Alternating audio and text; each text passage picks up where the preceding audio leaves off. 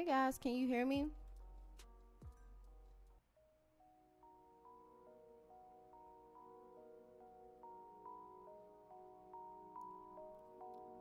Let me know if my sound is okay.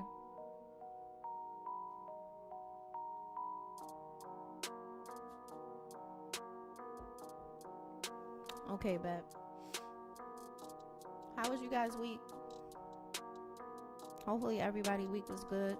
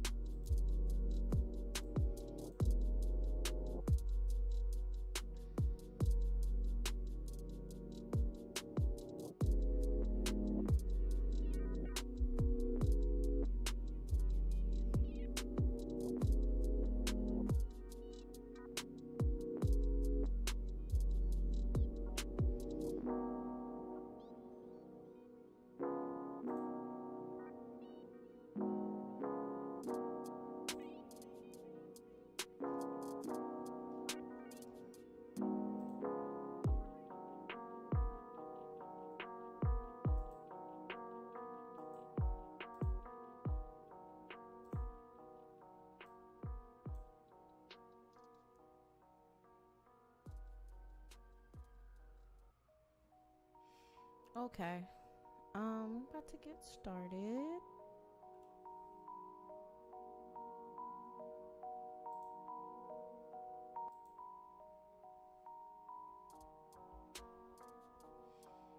Okay, so this week, we just passed a new moon in Virgo on the 27th. I'm curious, like, I don't know where I was. People were like planning a lot of events, so that makes sense. Under the new sign of Virgo, but we talked about what the energy would be like with people trying to plan, make corrections, dealing with trying to heal or deal with like emotional issues. Now this week, which would be 7 days post the new moon, the moon will start to move away very quickly from the sign of Virgo. So around the 3rd, the moon is going to be in the sign of Sagittarius. Hey Journey. But during that time period, because that is 3 zodiac signs away, that is going to cause a square. And so as the phase starts, like the lunar phase, you go from aspects that are more harmonious to the least harmonious.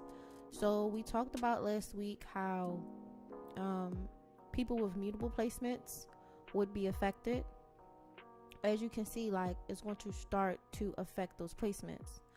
So let me see, this is the 28th. Let's go.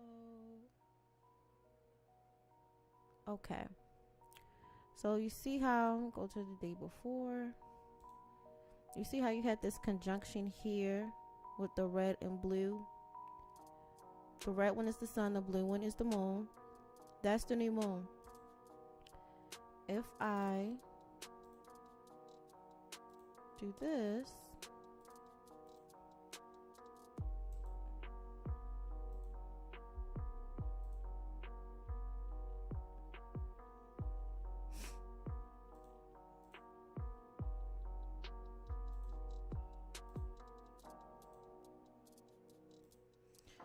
you see how from the moon right here in Sagittarius on the 3rd, it makes this red line down to the sun.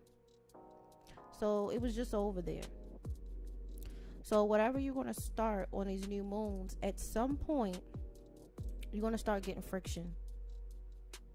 So at some point it's going to, the moon, it moves very quickly. That's how we're able to get new moon and full moons. it's going to make a square to the original position that it was in when the new moon started. A full moon is an opposition, so the moon at some point will be in a totally the other half of the chart, and then it would square one more time, and then it will move on, and it will slowly move on through each of the zodiac signs. Hopefully that makes sense for everyone.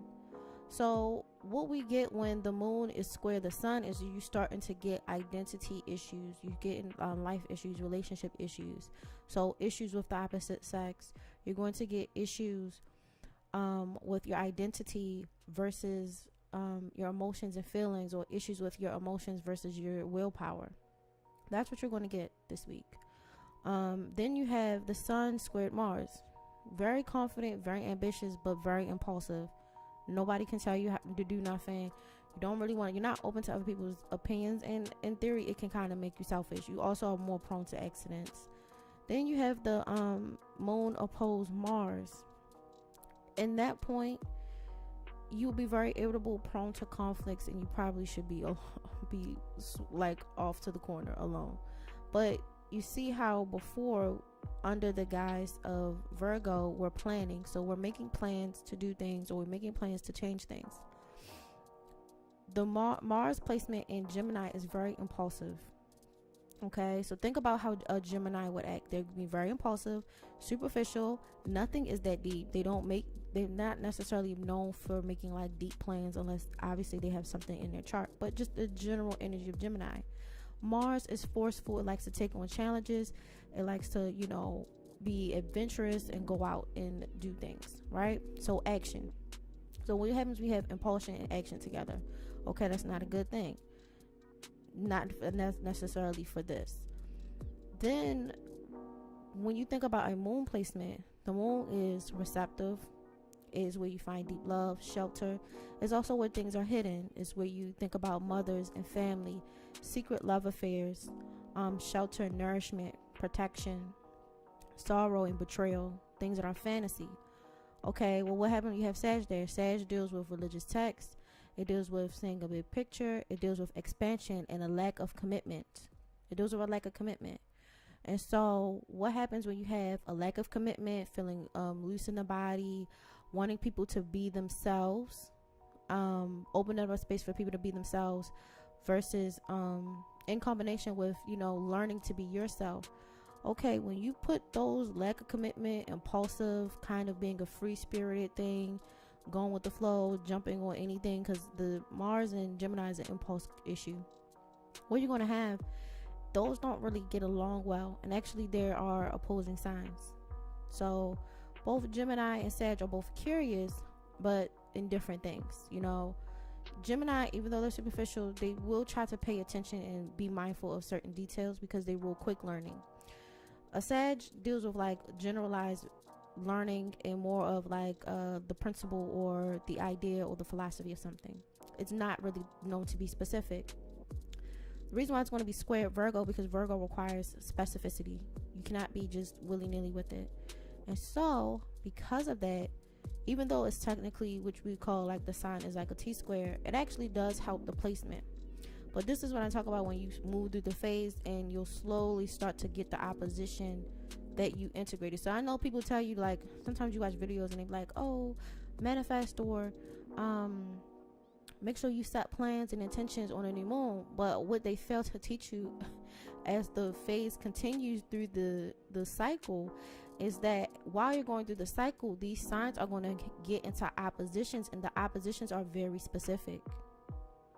They're very specific to what the initial energy was. And so the initial energy is the sun and moon in the sign of Virgo. So as we move forward, it's going to create an issue.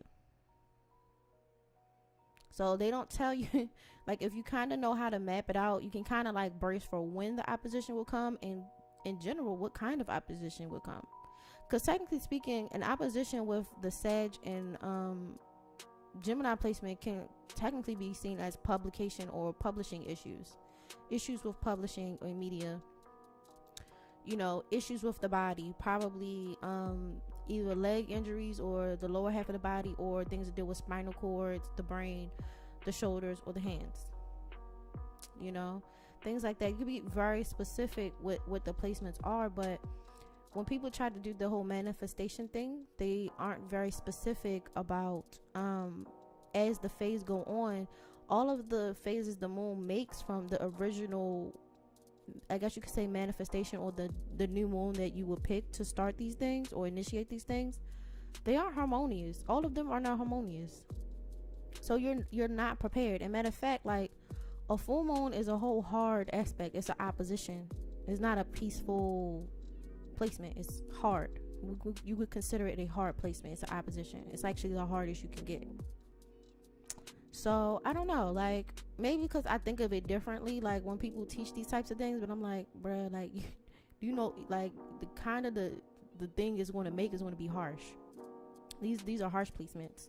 Now, can you get things done in harsh placement? Yes, but they're very specific about what you can get done. So I don't know. Hopefully that makes any sense for anyone listening. Does anyone have any questions before I start moving on from here?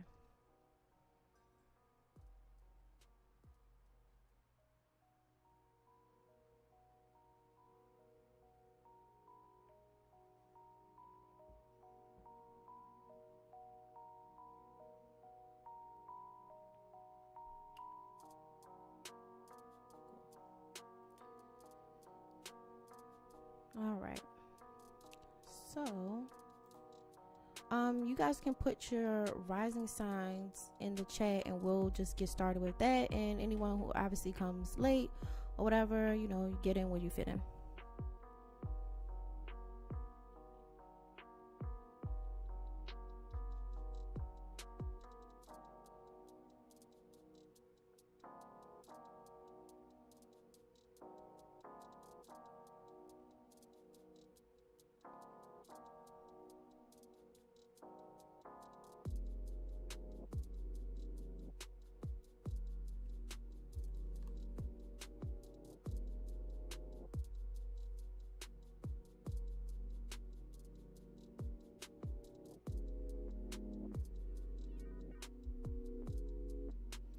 I know they acting really shy, which is funny because last week everybody was coming in, but that's funny though. Okay.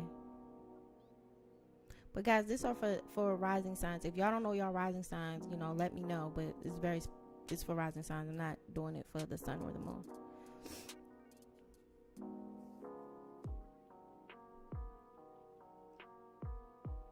All right, so Taurus will be first.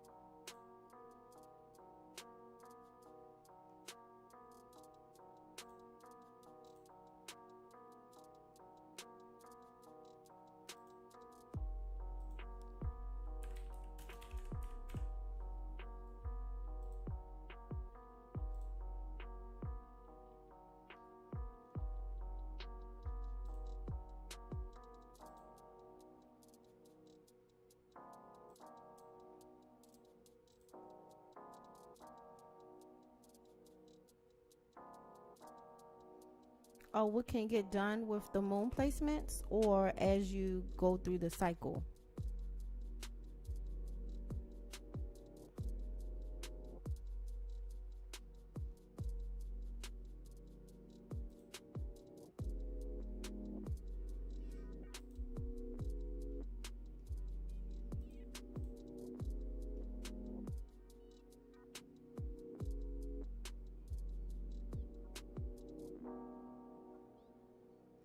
Okay, so depending on, first of all, what moon you launch things on matters, because you have to think about what's in your natal chart.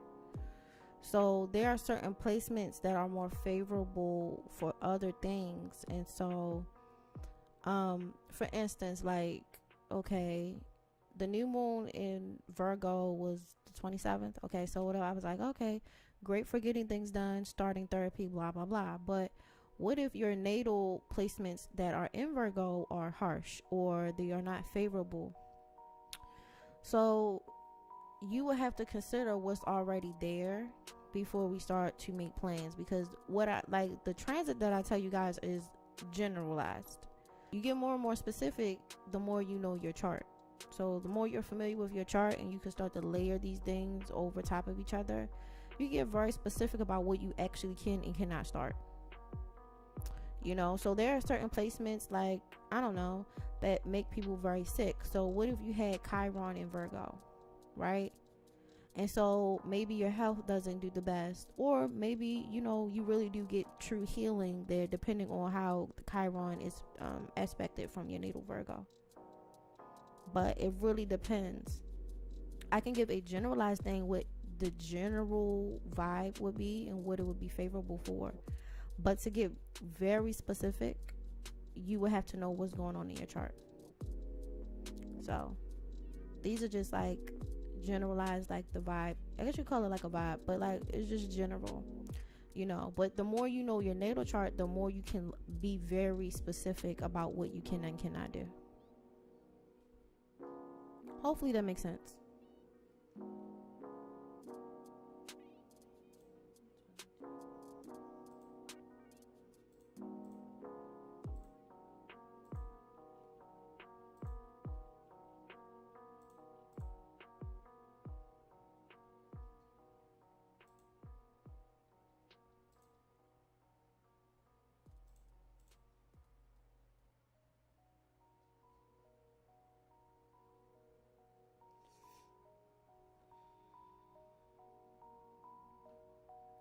What do you mean by both? Both what?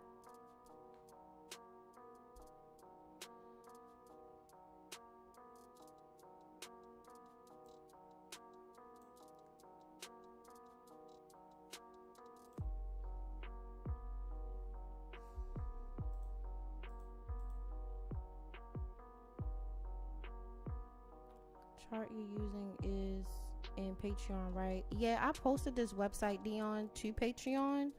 But if you want, I'll repost it and I'll just pin it. So if anybody wants to use this site, because I use it, whatever. But if you want to use this site, you can. But what I'll do is I'll repin it, I'll repost it, and I'll pin it in Patreon. So if you want to try to use this, you can.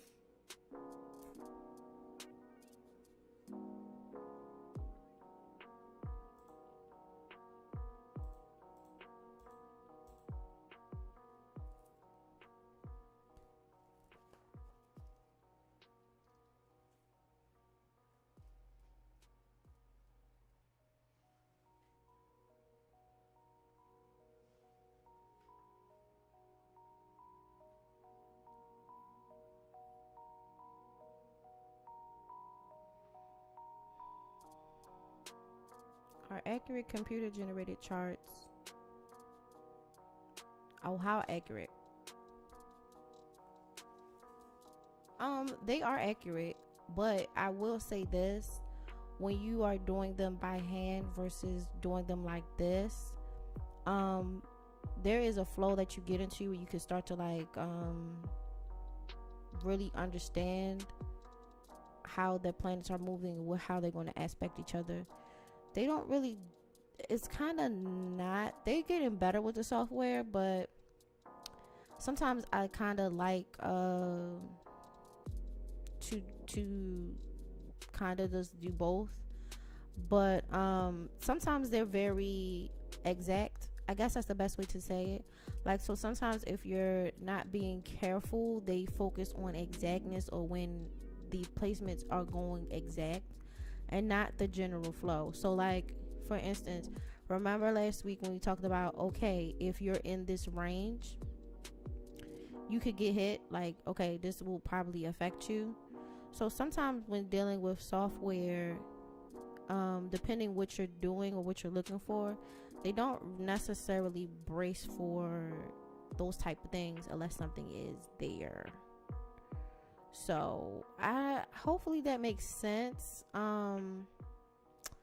But I don't know, it's something about when you do it yourself, or like when you're doing some of the techniques by hand, you kind of just get in a flow. It's really hard to say.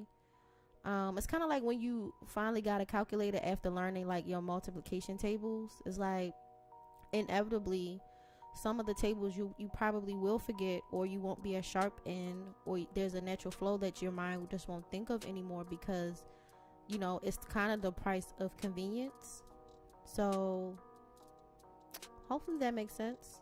But I'm just saying like how it feels to me, like as a person doing it, or if I do a technique that's traditionally by hand, even if I'm not drawing a chart, but I guess a hand technique, like, oh, okay, do this, blah blah blah blah.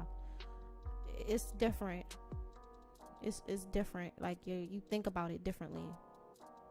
Hopefully that makes sense.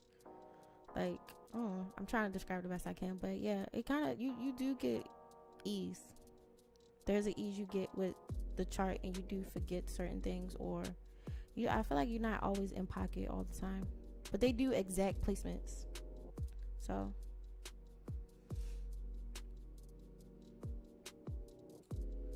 all right, so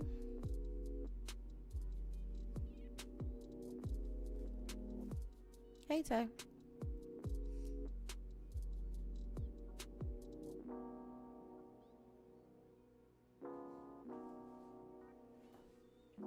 Okay, so for the Taurus rising, you guys know that you just started the retrograde last week on the 24th, and so you're still going to have that square from Uranus to Saturn, and then that square from Uranus to Taurus. I mean, not Taurus, Venus. So what's going to happen is, like we talked about before, trying to obviously having issues with wanting to change and transformation under the guise of structures, versus the change and transformation under money and love and romance, or things that are dealing with kids, and how it can be stressful. And so it kind of pushes more commitment with like love, money, and possibly careers. So that's still going to be a thing. I actually would suggest, really, mainly this can be for everyone if y'all want to do it, but particularly for the fixed signs that are going to get caught up in this. Let me see something real quick.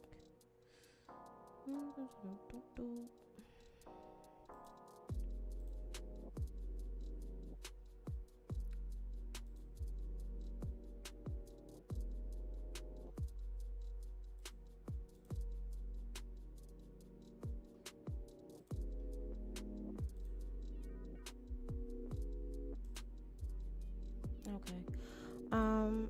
I really was like expect the fixed signs, so that would be Taurus, Aquarius, Scorpio, and Leo.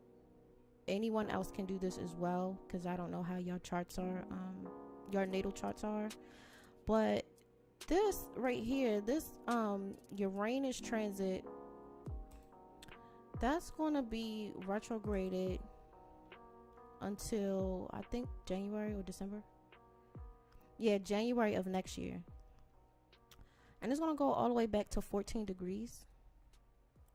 And we did not have 14 degrees of Uranus until early this year. I want to say maybe April. Let me see something real quick.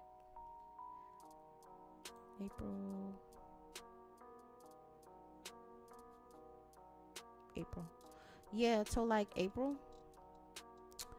So I actually want y'all to think about what happened, or what type of changes you had between April and now, because I would not be shocked if you don't get a re-up of what has happened before. between April up until now. And you're going to get it one more time because it's going to have to move. Like Uranus has to come out of the shadow. But I will not be shocked. But that's for everyone. And I guess we can get deeper and deeper into those things because next week we're going to be talking about the Mercury retrograde and what kind of happens with that. But no, I actually want y'all to think about what happened between April up until now, because we're in about 18 degrees of Uranus. 18 degrees. So it's only going to go back 4 degrees because it's a slow moving planet. But I want y'all to think about what happened, because it could round right up, come right around again. So I would not be shocked.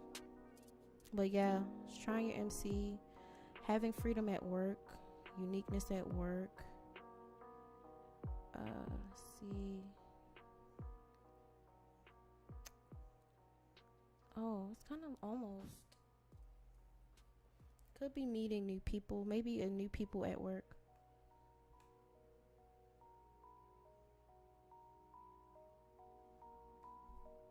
Socializing at work, socializing new people, women, family. But no, newness at work, newness working with people with duties and tasks and responsibilities, also tied to your body and health. But it's trying, so it could be transformation. Maybe people do start a diet or start like a transformation with it, especially since the moon is conjunct Mercury, which can make you very persuasive. It make you very popular and good with public speaking.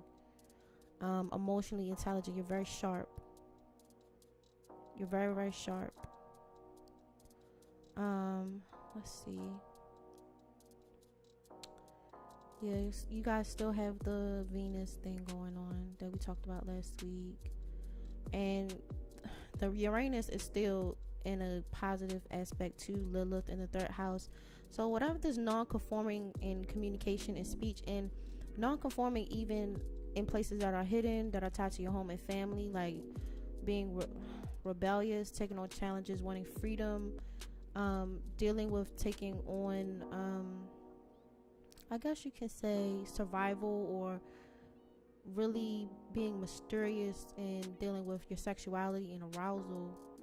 And arousal can be non-sexual as well, but anything that excites you, because arousal deals with excitement, excitability, particularly in speech and messages, and also ties to the home, roots, family, things that come to an end, things that are transforming under the sign of Cancer. So fantasies, women, illusions, sorrow, betrayal. It does work out really well for a Taurus rising at this time. Let's see. There's a hard aspect to Pluto. Could be regenerative, but you could be prone to outbursts and weird behaviors, particularly authority figures being weird. Authority figures being weird to you, or something like that. It's a personality issue with other people. Quincunx Mercury, struggling with communication, particularly in working together in duty and task, and issues with the body. Especially under the sign of Libra, could deal with co-workers and people that you're dating, like romance and stuff like that. And it's conjunct the moon, so issues with emotions as well. No worrying about accidents this week. I have to actually project this chart out for a couple of days, so Dark Horse, you should really chill, because I don't think it would be too bad, but there are certain transits that are long. So like this Uranus transit is long. It's not going to be moving out of Taurus anytime soon. Saturn is going to be here for a while. It's not going to be leaving like anytime super soon. The most you have is that Venus leaves quickly. This whole South Node in Scorpio is not moving anytime soon. So when we were talking about, having enemies at work, or enemies and lovers, or dealing with karmic relationships and transformation through desire, and trying to have radical change without dealing with the baggage of agreements that you have with people, and agreements that were supposed to be made in a cautious way, that's still going to exist. So like the moon moves fast, and so you can have it in a new spot throughout the whole week because it changes every 2 to 3 days. But you thinking that these placements have changed? No, what I said last week is the same because these aren't changing. Matter of fact, that's what I'm saying. Like the Uranus part is going to go back to almost like some of the energy how it was in April. So from April this year up until now, through the course of the summer. So whatever happened before, it'll feel that way because it's going to move 4 degrees back. So that's what's going to happen. I don't want you to get under this impression that some of these placements that we talked about before aren't there. They're still there. You know, and I would be a petty astrologer if I didn't tell you like it wasn't still there. No, it's still there. But you're having a week where you're getting ease, which is really great. You're having a lot of ease right now, which is good, you know, because from the 10th house down here with this Pluto, you can program your mind for a lot of willpower, which is good. You can be a very persuasive speaker. You can really get people to listen. So even though you have issues with authority figures coming in, because technically you can meet like a career pinnacle or have something really big happen with like your reputation or fame or status, like things like that, or for attention. This can also go 50-50 due to like a personality issue that comes from your rising sign, which can create an issue with the authority figure, and it can actually undo everything you did. So it really just depends.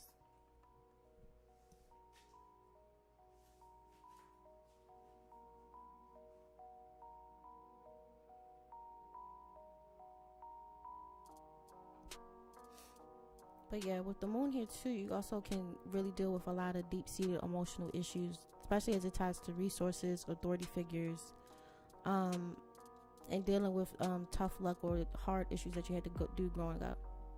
So anything that you dealt from April up until now, and this is for anybody, you can experience it over again because of the Uranus retrograde that we talked about last week, because the degrees that it's tracking are the same degrees. Same thing for Mercury. Mercury will do the same thing, and we'll talk about that next week. So hopefully that makes sense to you. I'm going to progress the chart some because you have placements that aren't moving anytime soon. So you locked in with this whole. I don't have to check if Saturn is going to move or if Uranus is going to move, because it's not. It's going to be there for a while. I'm not checking if Pluto's going to move because it's retrograding, but it's not moving that fast. These are slow. You're getting locked up by slow planets, so it's not really going to move like that. Hopefully that makes sense. Any questions?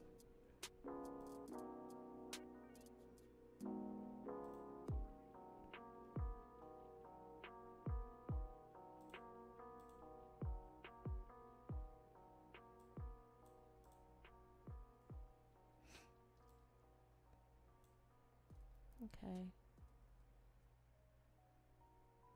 I'm sick of Uranus. It's conjoint my Chiron, opposing my Mercury, and square my moon and nose. Oh my. Yeah, you probably all going through it right now. Because whatever big pain, whatever you went through in April could get triggered again from April up until now. Because it's going to go back. So anything that you've experienced from April of this year up until now is going to go back, and then it's going to go forward. But it's going to go back. So I anticipate that it will be hard for you, because that's a lot. So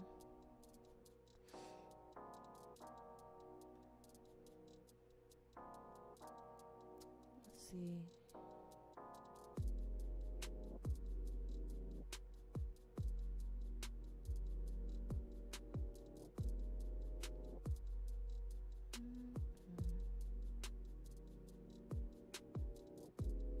Yeah, ascendant is sextile fortune, having some luck and group dynamics under Pisces.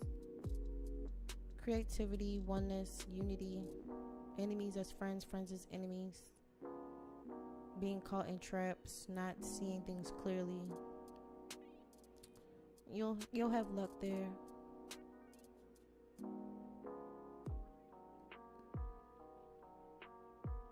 Ascendant is in a soft aspect to the sun, so having authenticity. Your moon is in opposition to your ascendant, so you're going to have emotional issues from other people. It could be women, it can be co-workers because it's in the 6th house, but it's also conjunct the 7th. So co-workers, people you work with, lovers, people in business contracts, legal issues. And the 7th, things that you thought dead or you thought were over with a south node, things that you have not learned or integrated well. So being popular for the wrong reasons. This is going to bring action straight to your door. This could also be family members too, but mainly that deals with that transformation through desire. So a desire from someone, emotional desire. Yeah.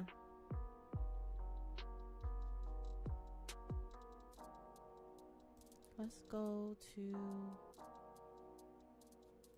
but you see how it moved, because it was in Virgo before. It just cleared all the way up to Scorpio. It's about, I'm gonna show you where it's going to be at for this week, but to the point, the moon moves very quickly. All right, and we're gonna go to September.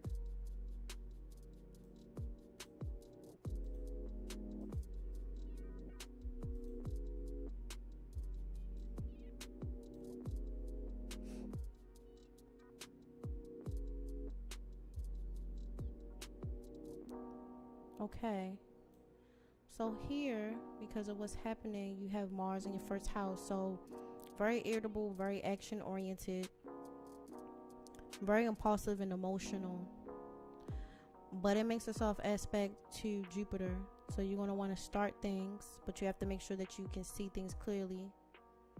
Makes a soft aspect to your 10th house with Fortune, so being able to get things done that betters your career, probably with speculation, future events, technology, as it deals with like career, work, and authority figures, reputation. Mars is opposed to Moon, so that's what we talked about, having irritability and impulse issues. Your 1st house dealing with 8th house can deal with shared resources, deal with danger, legacy, things that are coming from family, endings and beginnings, particularly around Sag. So Sag deals with your sense of purpose, holy text, growth, not wanting to commit to things. So there you have it. It all pushes down into Virgo in the 5th house. So details, organization, plans, but this is going to be in the 5th house. So that's going to deal with expression, creativities, and lovers, children, socializing. So I don't know. On a light note, it could just be somebody invite you somewhere you don't want to go. But yeah, that's funny though. But no, it can give you kind of somewhat irritation and attitude issues. But yeah, it's your Mercury and Mars are in a harmonious aspect. Let's see, Mercury.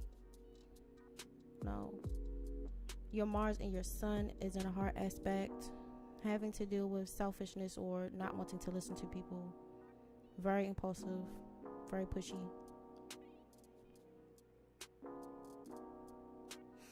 But yeah, Jupiter in the 12th house is having trouble getting help in times of trouble when you probably wouldn't have thought that you would.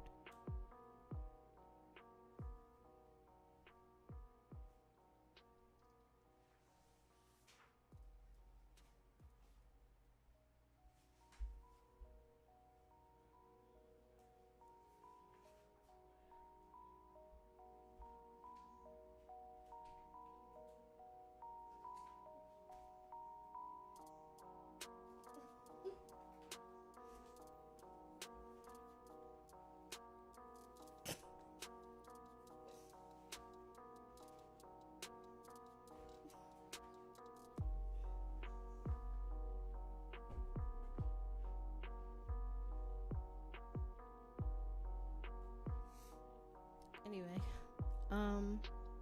yeah, you also have like quick thinking, because you have Mars in this harmonious aspect with Mercury in the sign of Libra. So being able to pick up on things very quickly, possibly at work, dealing with making things more beautiful or more better, like better with lovers. But overall, it's not bad. You're gonna have a grand trine. 1st, 6th, and 10th. Yeah, you could get like recognition on the 3rd, but have to deal with self-expression to break this up, dealing with shared resources with other people. If people wanted to be a free spirit, you're gonna have to break that up with some with socializing, one, but also like self-expression yourself and creativity, learning to be creative. But yeah, overall not bad, especially what's kind of happening.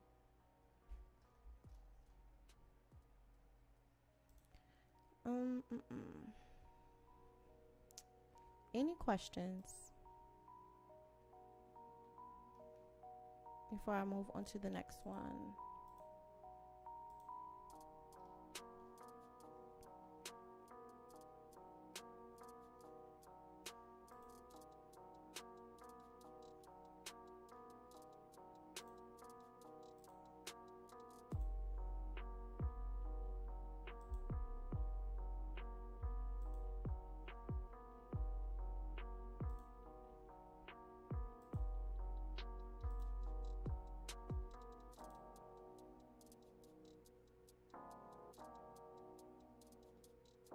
All right, Cancer risings.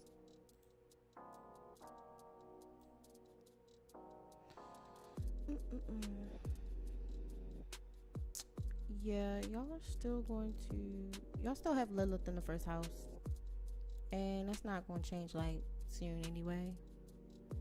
So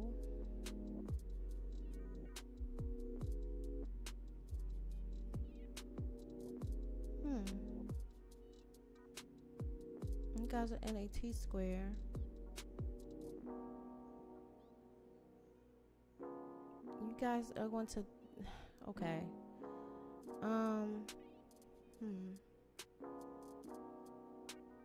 Okay, so with the 10th, if you have a Cancer rising, then that means right now transiting you have a Jupiter and Neptune in the 10th, and then you have Mercury in the 4th.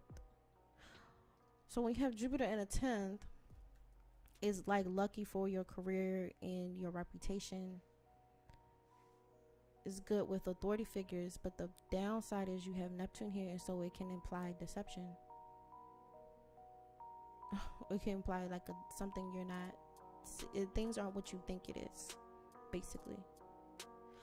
And so your Jupiter is going to be in a harsh aspect to your ascendant, so that could be dealing with harshness, dealing with a harsh authority figure. They can come off kind, but they kind of like aggressiveness. And the thing is, with Jupiter and Mercury, what's going to happen is they're going to come off in a way that they don't really see things clearly. Like there's something hidden that they haven't, that the thoughts and the minds are hidden. So things aren't clear. Possibly should be asking for advice. But you have a square there, and then you have a square to the Mercury. So being a busybody, being caught up in your thoughts and actions and stuff like that. So that's what's going to happen. You also have your ascendant trine the sun. So that means you're going to have authentic communication and expression. But overall, these are very much so the same. You do have Chiron coming into your 11th. So dealing with healing and group dynamics and taking on challenges in group dynamics. But yeah, for the most part, this kind of like weird rebel streak or like beating to your own drum type of energy, it is working for you. because it does help you to tap into creative expression, and undealt with issues that are in your 5th house. So like the Scorpio placement that was in the 7th house for Taurus, it's in the 5th house for you. And so dealing with the baggage of not having proper self-expression and creativity and socialization. So it kind of gives you a reset, I guess, to affirm certain things and to try to heal and set boundaries with people. That's what I see. Let's see. Let's go to the 31st.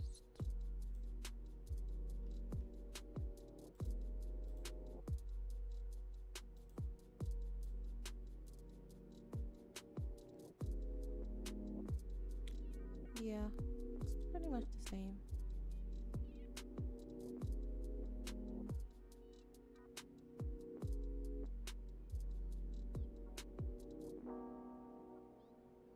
I did have a conversation with an authority figure that rubs people the wrong way because he comes off aggressive. That's them. Because you have Jupiter in that placement. Like, it's weird. Yeah, that's how they are. They kind of like jolly, but get like, I won't say raggedy, but kind of raggedy. Like, raggedy. But yeah, like, I can see that. And I can see tension being there too with this person, because it's in a harsh aspect. So they can come with some like just raggediness. So I would, because you have Mercury in Libra, which is interesting because Libra has like open enemies, but it's in the 4th house, and the 4th house is what is hidden. So the Jupiter, whoever this abrasive person is, they might not notice that they haven't hidden open enemies, like, if that makes sense. Like, but basically they thinking that they really make sense and they're really doing the thing, and they're not really not. Like, hopefully that makes sense. You're describing the owner of the company I work for. Yes. Well, the Jupiter and the Mercury thing is going to be there as like a transit, but you're probably big pain because I think you had, what's your rising sign again? Cancer. Okay, yeah, you are Cancer, so great. This fits you perfectly. Yeah, that makes sense. I don't know, y'all dealing with raggedy authority figures at work. He kind of is. I think he do and don't care. He kind of, okay, with a Jupiter placement, and then he's in Aries, and so Aries deals with like insults from insensitive people being bullies, people being challenging, people being aggressive, fighting. And so when you're dealing with that, and then you're dealing with a Mercury placement right here, I don't think they don't care. It's that they don't get it. Like, when you have a Jupiter and Mercury placement, they really think they doing something.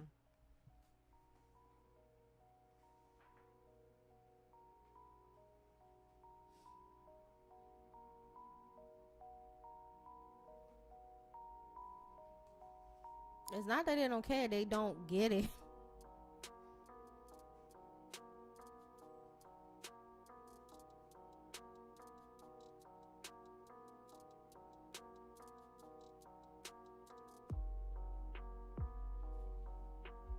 So like, they can get caught up in thinking, like, in wishful thinking, or really thinking they're that girl or that guy, they that dude, taking on more than they can handle. Like, it's not intentional. They really think that they are that person. Like, what do you call it? Main character syndrome? That's them. Main character syndrome.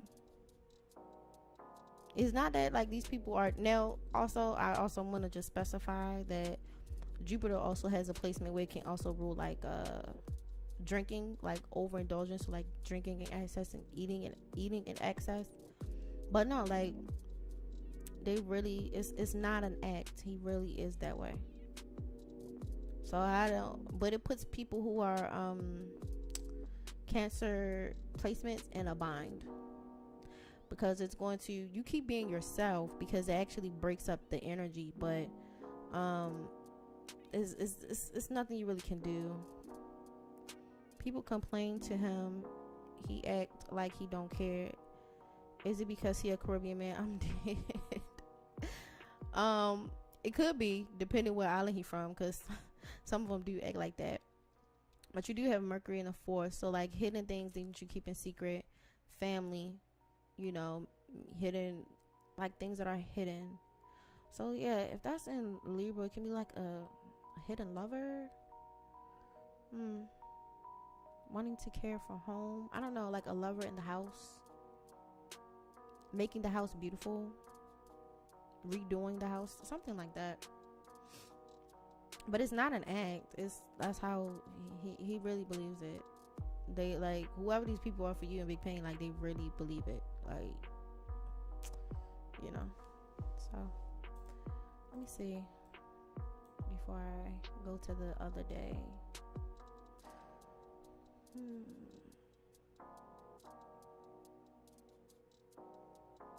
Yeah, no, they believe it.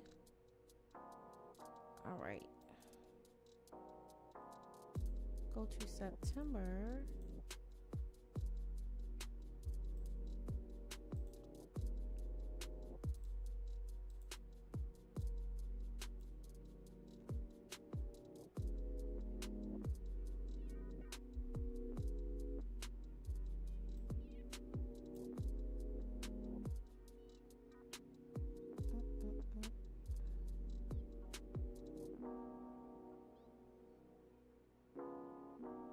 Yeah. So although the authentic communication in the third house of being authentic is great, what I do see, because you have Mars in the 12th, because Gemini is there, so you have a lot of hidden drive and ambition, but it can also people trying to like basically get you to help them with stuff and like drain your energy, like kind of things like that. But you just help them help themselves. Like you don't do the thing, you help them, you find a way to help them be efficient, you know. But the moon again is, like I said, was opposed Mars, and so that is going to be what, the 6th house. So being of service.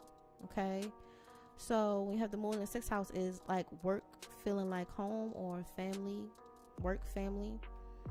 Sag, wanting to be free at work with your family, or wanting to be from your work in general, like in general, maybe you wanting to leave. But again, it's all going to bank on that whole authenticity and you being yourself and having detailed and organized communication, being organized in how you interact with people, and being organized with your identity. So like you already got people being raggedy at work, like no need. But yeah, just as long as you keep doing that, you should be fine, because that's really what's going to happen. It's going to be down to you, like being very meticulous in how you express yourself. So Virgo and Libra should stay away from each other, right? Why do you think that? Out of curiosity. Yeah, any other questions before I move on to the other signs?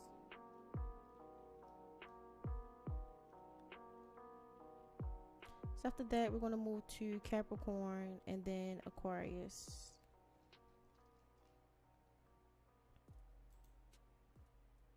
Yeah, I say, why do you think that?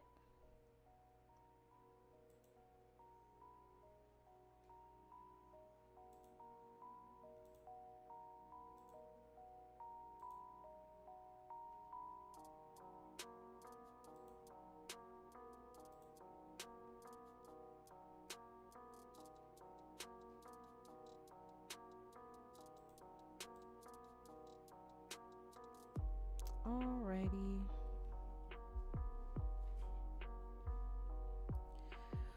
So Capricorn, y'all gonna have Pluto in the 1st house, and we already talked about how they can make you prone to manipulation, but also I also want to add something to that. I do notice that when you have Capricorn like this in the first not Capricorn, Pluto like this in the 1st house, it does make people see you more threatening or more dangerous than you actually are. I think people feel that, and I think it's the energy.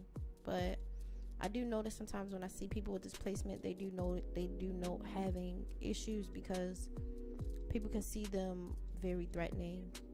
It could be true, but people can pick up on it, if that makes sense. Because Pluto deals with like destruction and transformation. If you have that in the first house, it's like how people recognize you, how people see you, how people socialize with you. You know, it also deals with part of your like reputation and your physical body.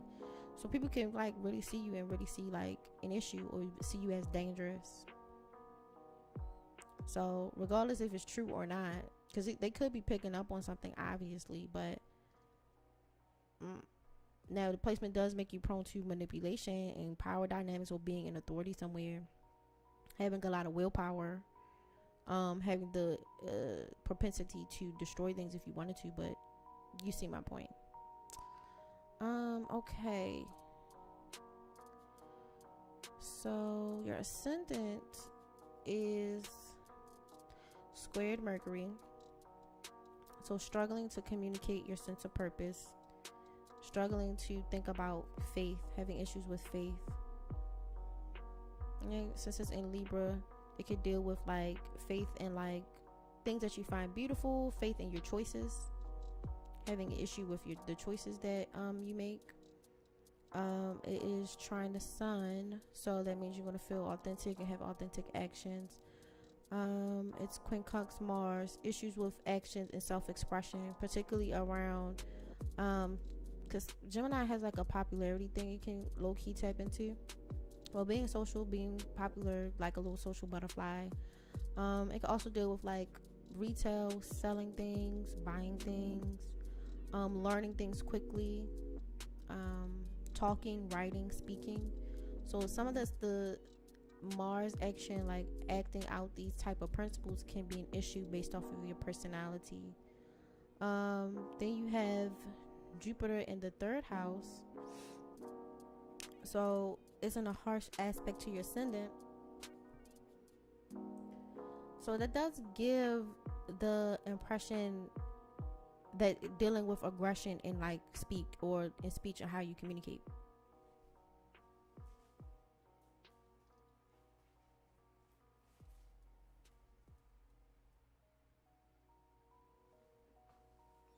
But if Jupiter's there, because Jupiter likes to run around a lot, I feel like there's an issue with stimulation, like needing to be stimulated a lot.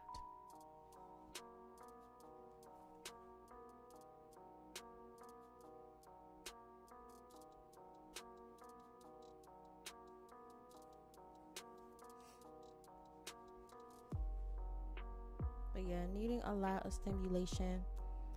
You have Pluto and it's trying to Neptune. That's good because you can give you a lot of transformation. You can deal with a lot of willpower, but Neptune is in the second house. So when you have Neptune in the second house, it can apply like losing money. Saturn in the second house can apply not having much money, like money is like dwindling.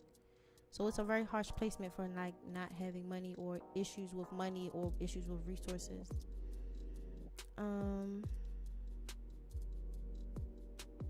So yeah,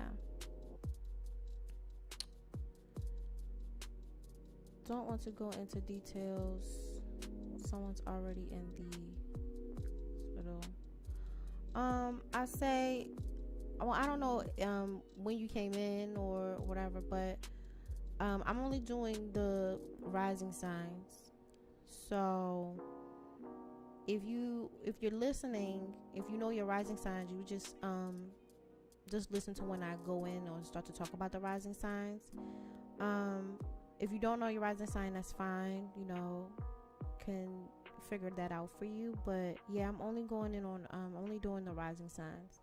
So this isn't for like sun or moon or anything. Okay. But yeah, so yeah, losing money. That's interesting. Okay, so the moon in Virgo, but it's in a soft aspect of Pluto, being very emotionally aware and working through your emotional issues.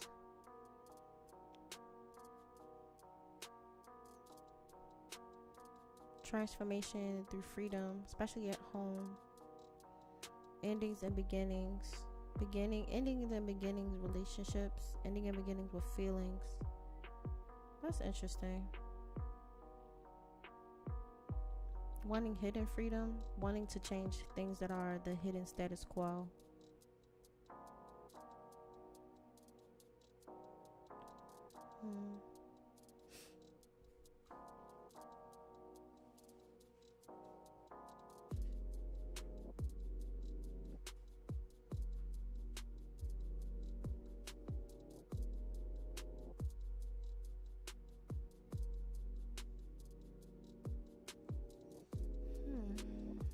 I don't know. I feel like you're for people who have the Capricorn rising, it's like an internal shift,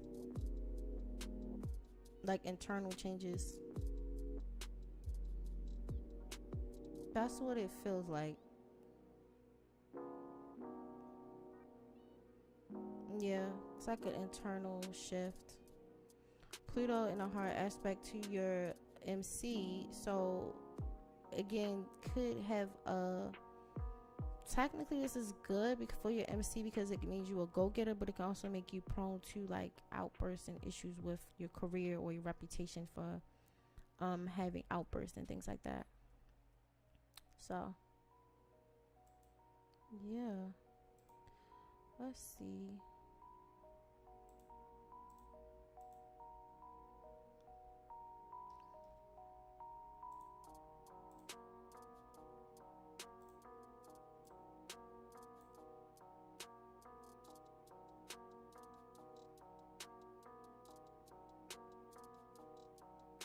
Mars.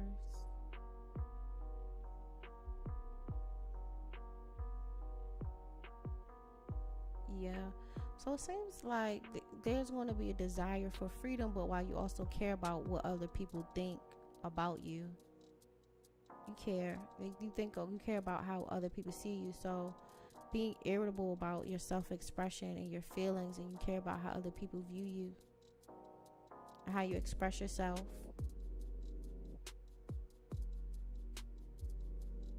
Learning transformation and analyzing your identity will get you out of this, because 11th house implies like groups and stuff like that. The moon can be like family, it can be feelings and emotions in the 5th house. So caring about how other people see you, how people view you.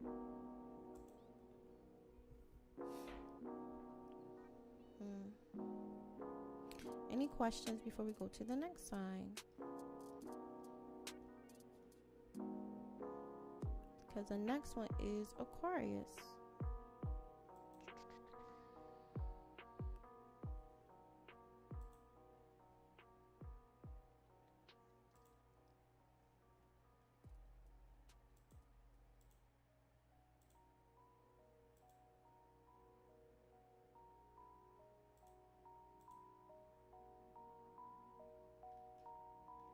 Okay.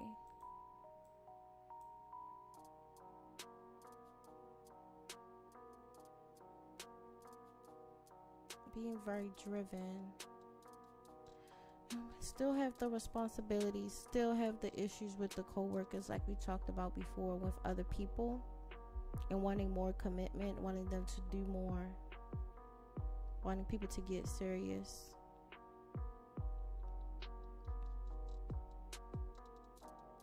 Transformation through desire, especially as it pertains to your sense of purpose and your sense of faith.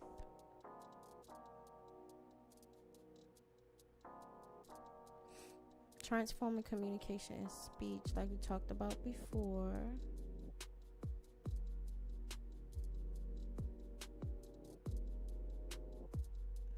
You have luck with money and resources. You might have to fight or take on challenges for them because it's in Aries. It's trying your ascendant. Neptune in the 1st house could have, let me see something real quick. 9 degrees.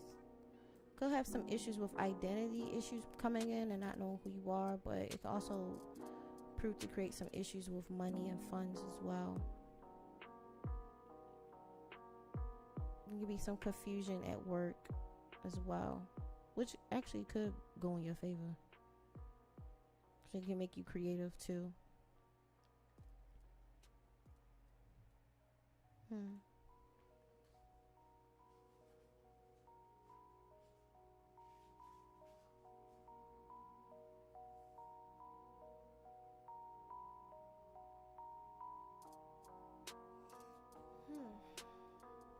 Yeah. Seems like you're doing better with your subconscious urges this week. Because last week, y'all, they had like an issue with like power dynamics and power struggles. Can fare better.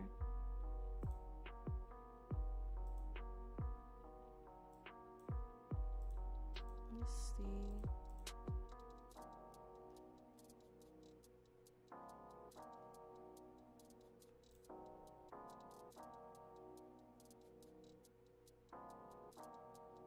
Yeah. So the moon in the 10th house deals with women or people at work helping you. Mars in the 4th house deals with like action at home, having force at home, wanting to change things.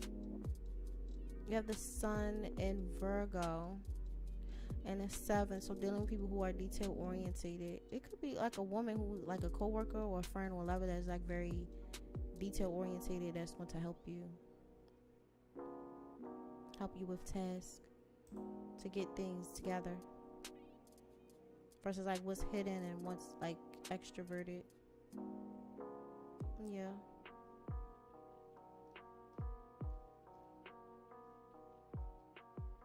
Let's see.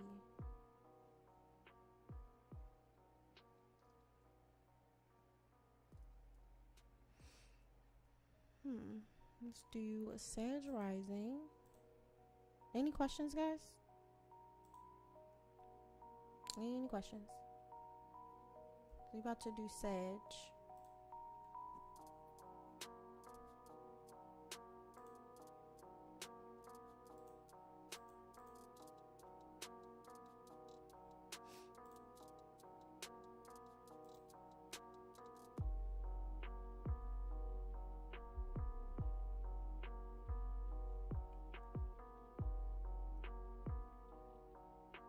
So far, so good. Great. As long as you guys get it.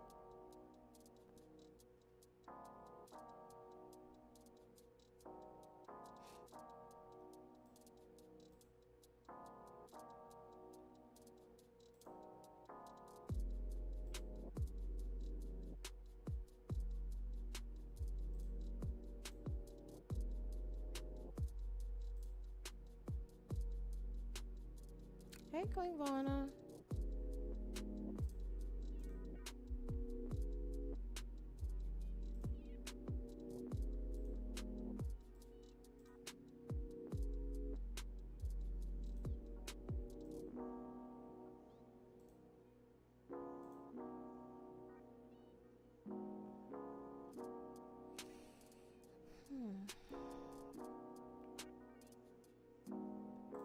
Okay, so Sag risings. Still dealing with aggression from other people.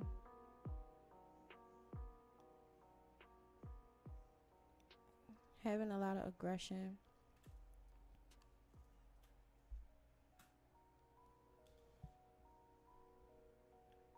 Can get a lot of stuff done though. A lot of stuff done with like work and stuff like that. Queen Vonna, did I miss Taurus? You did, hun. You really did miss Taurus. That was like the second one I did. That was the second one I did. You have the moon in MC is going to harshly aspect fortune in the first house. Again, this was like women or the public or like family people, like people who are like family members, making it hard for you to get luck. Like home dynamics, like making it hard for you to get luck. It's okay, girl. It's okay.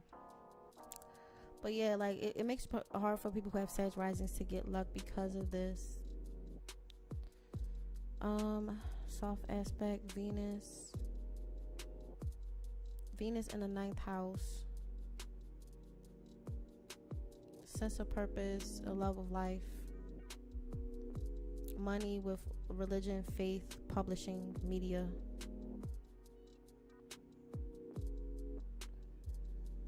Having a fated event in Cancer in the 8th house. So that's family, transformation, endings. Having some type of thing that deals with transformation in your family dynamics. And it's a struggle. So actually it's a yard. So it's kind of like a really is a fated event that'll occur in the first house and the third. Because your fortune is positively aspect Saturn in the third house. So that can imply like a delay or restriction or something you had to work very hard for in terms of communication going well for you.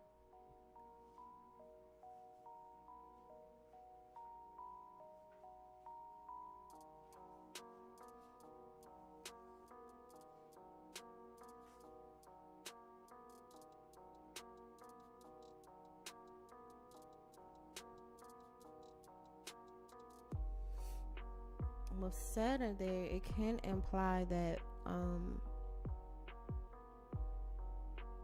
like family or relatives making things hard for you, siblings making things hard for you. Communication is hard. It's good for like having to learn things or like go back to school or something like that, but they make it hard for you. Moon opposed Neptune, a lot of delusion, confusion how your feelings are. There is only going to be broken up by your ascendant. So your ascendant is going to make it softer. So the like natural luck and personality, physical body is going to make it softer so you're able to deal with those things. But the deception comes from home or from something, from a hidden component.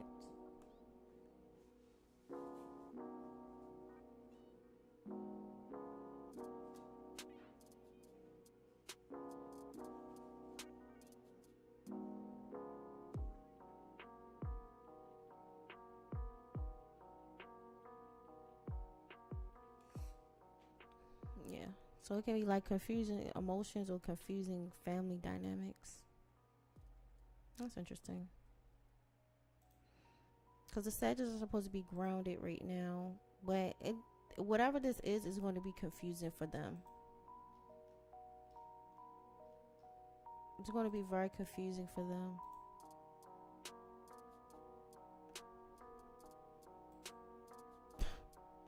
That's funny. Okay, so when the moon is in the first house, it can make them very emotional, very popular with women, very persuasive with people in authority and power, be able to convince them of things. Issues with their, again, like I said before, if the sun is in the 9th house, so your identity has to deal with sense of faith and purpose, but detailed tasks, and it's squared your moon. So feelings of wanting to be free, but you feel like you're trapped by detailed tasks.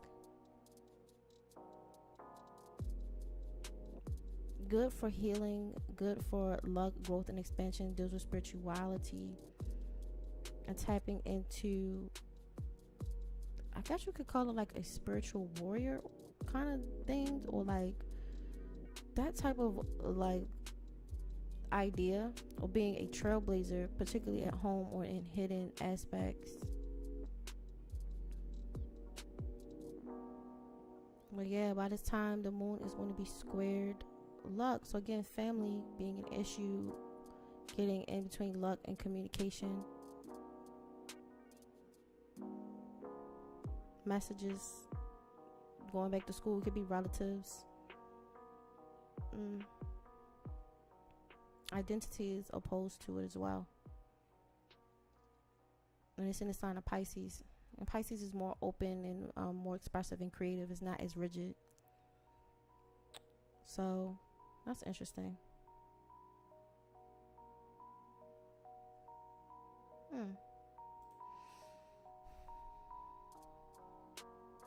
Interesting.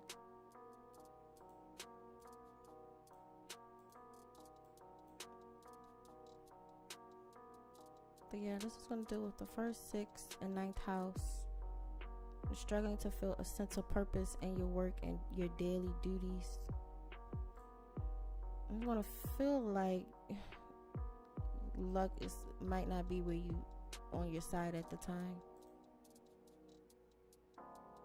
That's what it's gonna feel like.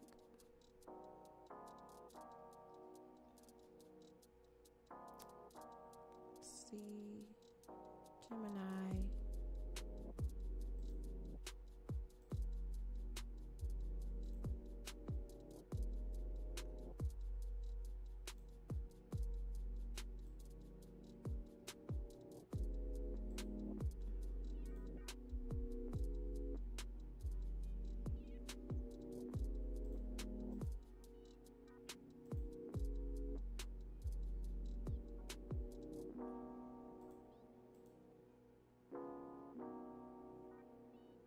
Alright.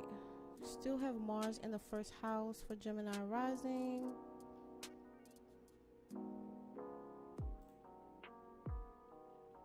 Positive aspects, Jupiter in 11th. So again, having luck and help in friend groups. But you have Neptune there, so there can be deception in friend groups and socializations. Some people are for you and they are, some people aren't, like we talked about before. Mars is harmonious to Pluto in the 9th house. Good for tapping in transformation, your sense of purpose, tapping into faith.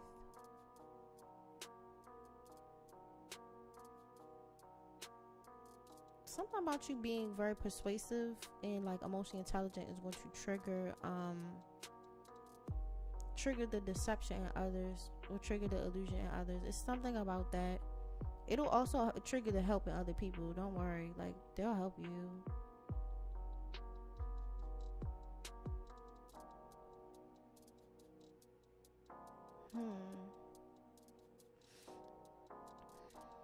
Mars. Yeah. So having a good flow and like so first, 9th, and 5th. Okay, so you're gonna have a good flow in your self personality, your sense of purpose, and your creative expression. Mars, harsh aspect to the 4th house. Can be combative at home, combative in hiding, not being open, impulsive, and impulsive with details specifically, because you want to go right now.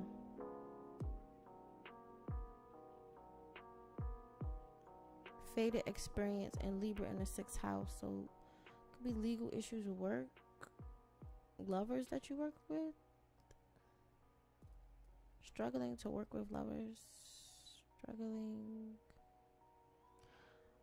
struggling to beautify work or beautify the body, because it's Queen Cups, something like that. Yeah, something like that. I think that's it. Let's see what it's gonna do on September.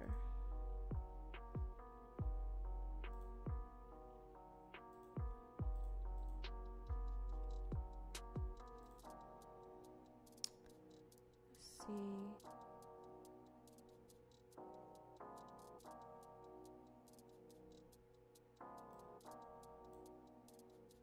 September the 3rd. People wanting emotional freedom at work. Lovers wanting emotional freedom, spiritual freedom. Yeah. The creative mind. Yeah, it's gonna be between the 1st, the 4th, and the 7th house. So dealing with yourself, dealing with home dynamics, and like lovers and other people, business partnerships. And making sure you let people have their creative freedom and you're not being hyper challenging. That's what it feels like. It feels like you're hyper challenging.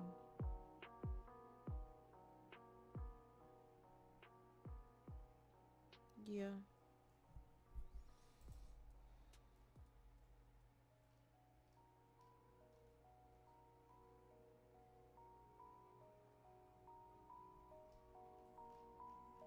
Any questions? I've been loving my midlife crisis, but when are some of my harsh aspects going to ease up? It depends. For you, Big Pain, I would suggest getting like a ephemeris. Like this site has one. I'll show you.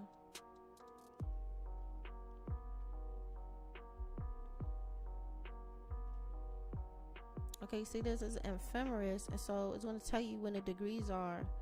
So there's a way to calculate, like you can kind of if you understand your chart, you can understand like when they're going to make a soft aspect. And so for in general, when signs move two, when they move two signs over, so let's just say this is a good example. All right, Mars is here for the Gemini risings. Okay, Libra is here. These are 4 signs away. So from Gemini, 1, 2, 3, 4. That's how you get Libra. That is going to make a soft aspect. That's the softest you can get. From Cancer to Virgo with Lilith in the Sun. If you move over 2 signs, that's sextile. That's the softest. That's the second softest you can go. So what I would tell you to do is understand where your harsh aspects are, right? See where would be soft and which zodiac sign, and then I would look at an ephemeris and figure it out, because that's actually how you do it. You like, boom, when is going to be in this degree range, you know, because some of these planets are generational planets. That means they move so slow, like you don't even get the transformation or like get it to move, like, or returns and stuff. But yeah, that's what I would tell you to do. Like, look for it to be soft.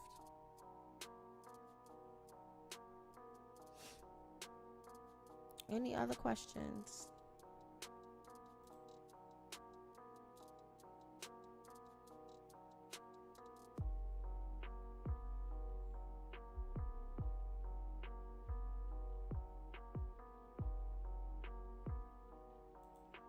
All right, guys. Well, if that's it, you know, I guess I will talk to you guys later.